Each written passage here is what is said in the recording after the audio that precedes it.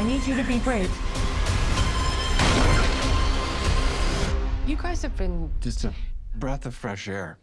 Oh, well, that is very sweet of you to say.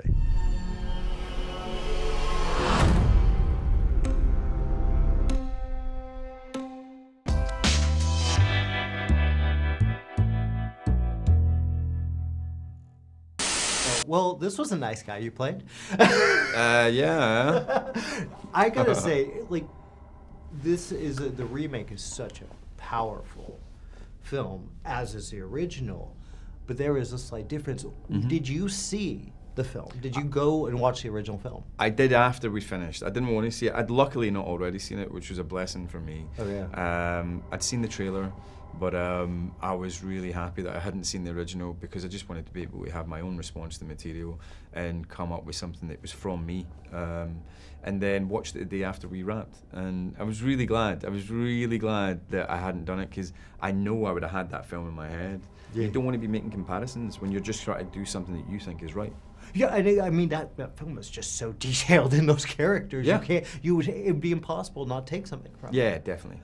What was it like working with James Watkins and kind of building this guy? It was brilliant. Look, the great thing about working with a writer-director is you've got a sort of, before you've even met him, you've got a through line into the way he's thinking, what he wants, and what he wants his film to be like, because he's expressed himself on the page, textually and subtextually, and you've absorbed all that. And then you get to go, hey, what do you want to do with this film beyond what I've just read? Yeah. And you take it to another level. And he was really collaborative and communicative, and really, really keen for me to bring what I wanted to bring to the character too. And so it was just about what was already great on the page, it was about building it even further. And every day on set, we were chipping away, trying to find more nuance, trying to find more depth, trying to find new heights of discomfort for the Daltons, but also for the audience. And it was a lot of fun doing that with James. Great director. It is uncomfortable at times, yeah, for sure. Yeah, that's the exercise. That's what we were trying to do to you. Well, you know what's funny is that I look at your career, and I remember early back when I've interviewed you a long time ago, you have kind of gotten into these really dark, incredible roles. Yeah. What is the appeal for you? Because you're good at this. They're fun sometimes. The ones that I've got to play have been a lot of fun, particularly. Yeah. Listen, I've been sent a lot of roles that are dark and sort of unhinged and all that kind of stuff, and I've said no because that's all they are. Yeah. But I think with a guy like Paddy, he's every time I look at that, I laugh. That's not my hand. That's someone else's hand. My fingers aren't that hairy. With a guy like Paddy, he's not just unhinged. He's just not just a psychopath. Yeah. He's not just an animal. He is also something else. There's something really attractive and charming about him too. Yeah. And sometimes he's got a point, or he's got enough of a point to lace his misogynistic, maybe politically incorrect doctrine with, I kind of can get on board with this, and then that means you're messing with the audience a little bit because you're drawing them into somebody they don't want to be like, but you're making them go like, I'm enjoying watching this person. So you feel like you're kind of manipulating and messing with the audience, which is a lot of fun. Well, especially with this character. I mean, he's really drawing them in. Yeah. Not only the audience, but obviously the people that the Daltons as well, yeah. Yeah.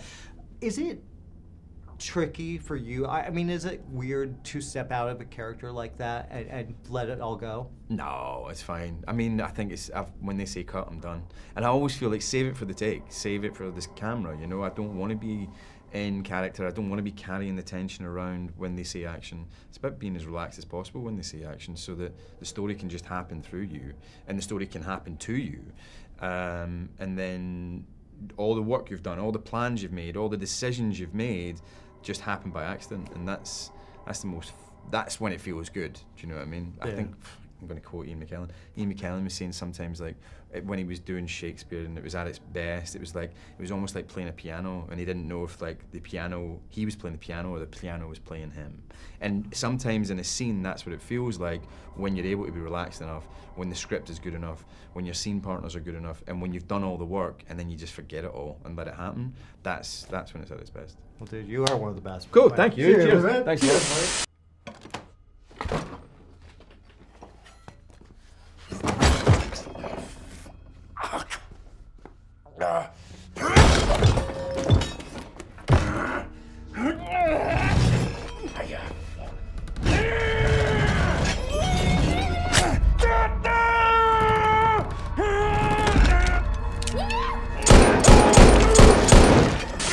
First of all, this is really a great performance. I mean, how do you connect to someone like this who is doing some dangerous stuff, like getting involved with a family that maybe they shouldn't? She didn't want to. She didn't want to? She did it for the sake of her marriage, Yeah. which is the lesson. Don't compromise. Just do you. And find somebody who gets that. Yeah, I think that what I really liked about the performance is that, I was especially with you. I'm like, she wants to get the hell out there. But it's quite relatable, right? That like sometimes, especially if you're in a sort of uneven footing within your marriage or your relationship, that you have to make decisions that are like, okay, I have to do this one for you. Like, we'll go to the scary house in the countryside. Fine. I hear you, I see you, like, but remember that I did this. And yeah, it's a good sort of device for justifying why they keep going back, because they're not just like trying to stay alive, they're trying to like repair their family and like not traumatize their daughter through their fighting and blah, blah, blah. So yeah, it's really uncomfortable. Well, I think the best horror for me comes of the reality of the real trials of life. And that's the marriage. Because not only are you guys trying to keep a marriage together, you're trying to keep it for your kid. Yeah, yeah. And that's huge. And that's why that movie... what was the relationship you guys built? Because I know you worked with him before. What a lovely man. You worked with them before. What was it like building the family? Kind of easy. I mean, Scoot and I had known each other for a long time, and so we'd worked together before, so I felt like that was quite easy. And then Alex, who plays our daughter, was like... She's just really experienced as an actor. She's really sweet and lovely, but nothing really phases her, and she's able to just get into it right away. And then I really liked her a lot, you know, which is important. I thought she was really cool and lovely.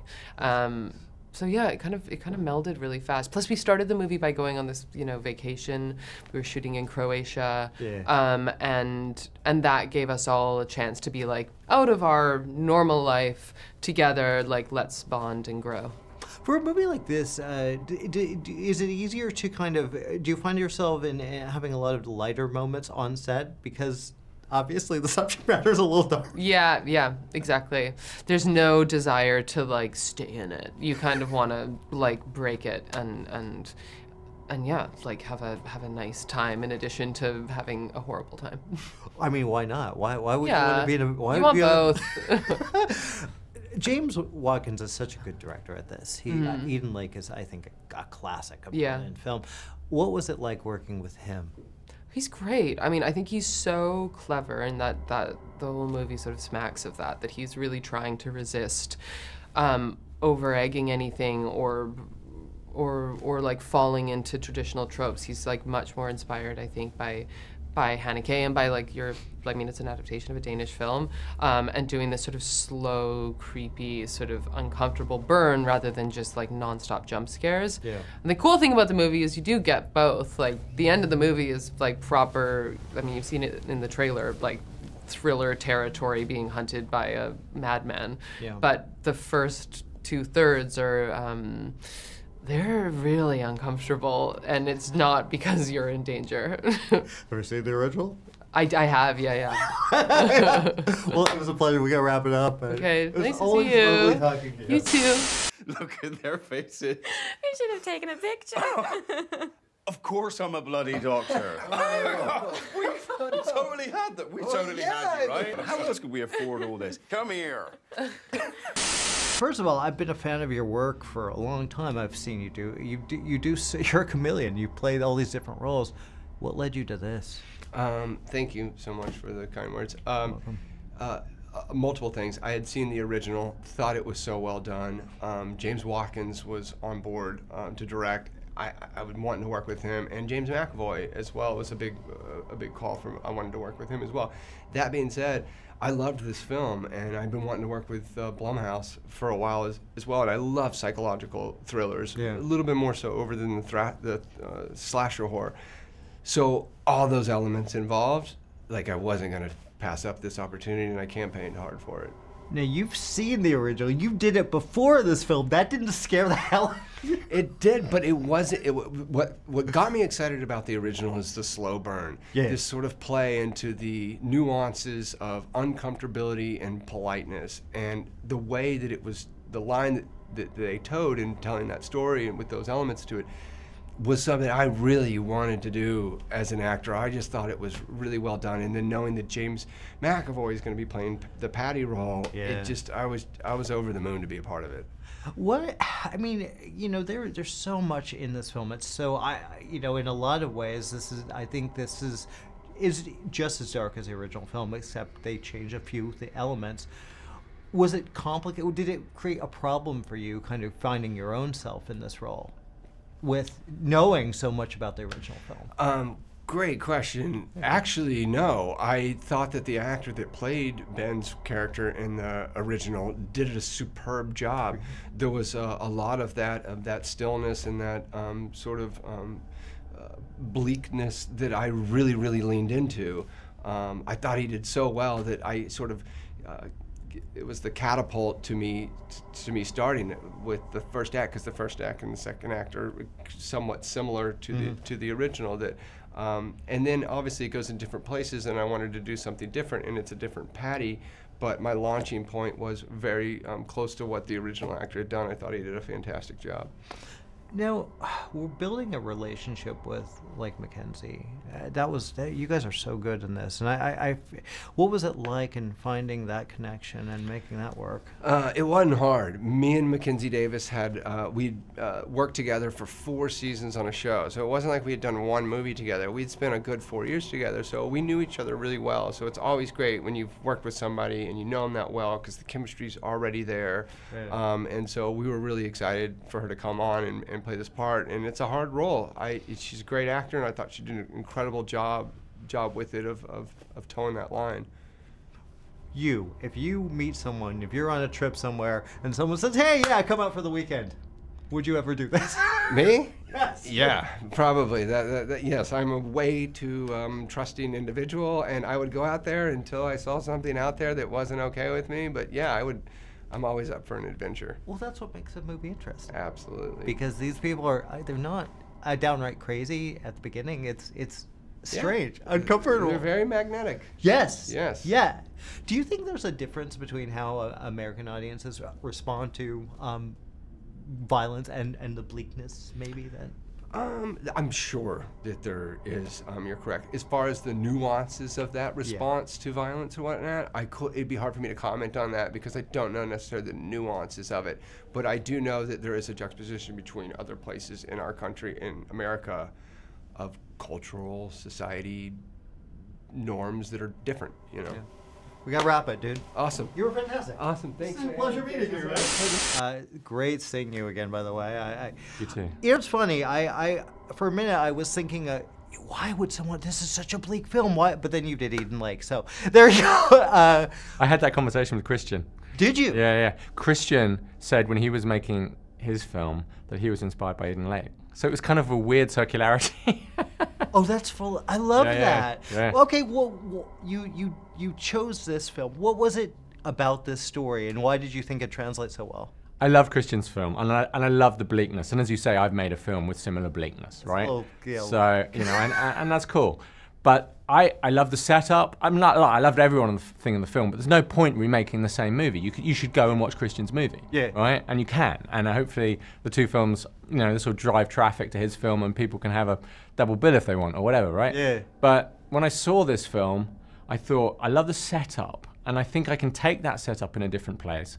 And the theme of it, that theme of social propriety and anxiety and the constraints that we put on ourselves by trying to be polite and whatever, and how we call people out and all of that sort of stuff. For me, going back to Eden Lake, the sort of horror movies, thrillers, whatever, that I most enjoy are the ones that speak to the anxieties about the world in which we live, that aren't just clockwork scares, but have a resonance about our lives, everyday lives. So I thought I could take Christian's setup and an awful lot in his movie and take it, and play it also in a slightly different key, just because, it's like, I was sort of saying it's a bit like Christian's made this brilliant acoustic album, and then we've kind of gone and got out our electric guitars. Do you know what I mean? It's like, and both are equally, you know, depends on your mood, right? Yeah. Sometimes you want acoustic, sometimes you want electric. It's just, you know, and I think they can have an interesting conversation. Does that make sense? Yeah. No, I think it does. I actually watched the Christian's film this weekend again, just to prepare for this. And I was like,